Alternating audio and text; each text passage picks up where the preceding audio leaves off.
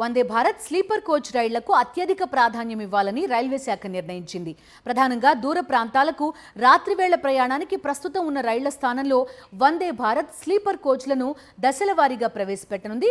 Cutting edge టెక్నాలజీతో Vande Bharat sleeper కోచ్ల తయారీ ప్రణాళికను రైల్వే శాఖ ఆమోదించింది. సరికొత్త వందే భారత్ స్లీపర్ రైళ్ల కోసం 1920 కొత్త కోచ్లను భారతీయ రైల్వే నిర్మించనుంది. అందుకోసం 55,000 కోట్ల విలువైన టెండర్లను తాజాగా ఖరారు చేసింది. ఈ కాంట్రాక్ట్ ను 3 సంస్థలకు ఇచ్చింది.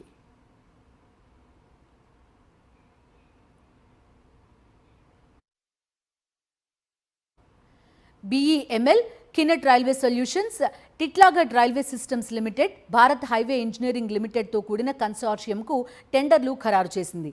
ఈ సంస్థలు నిర్మించే అధునాతన స్లీపర్ కోచ్లను 2027 నుంచి దశల వారీగా ప్రవేశపెట్టనుంది. కినెట్ రైల్వే సొల్యూషన్స్ ఇప్పటికే మహారాష్ట్రలోని లాతూర్లోని కోచ్ ఫ్యాక్టరీలో వందే భారత్ స్లీపర్ కోచ్ల నిర్మాణాన్ని మొదలుపెట్టింది. త్వరలోనే అధునాతన వందే భారత్ స్లీపర్ కోచ్ నమూనాను ఆవిష్కరిస్తామని ఆ కంపెనీ వెల్లడించింది. కొత్తగా నిర్మించే 1920 కోచ్లు 2027 నుంచి 2029 నాటికి పట్టాలపై పరుగులు పెట్టనున్నాయని రైల్వే వర్గాలు చెబుతున్నాయి.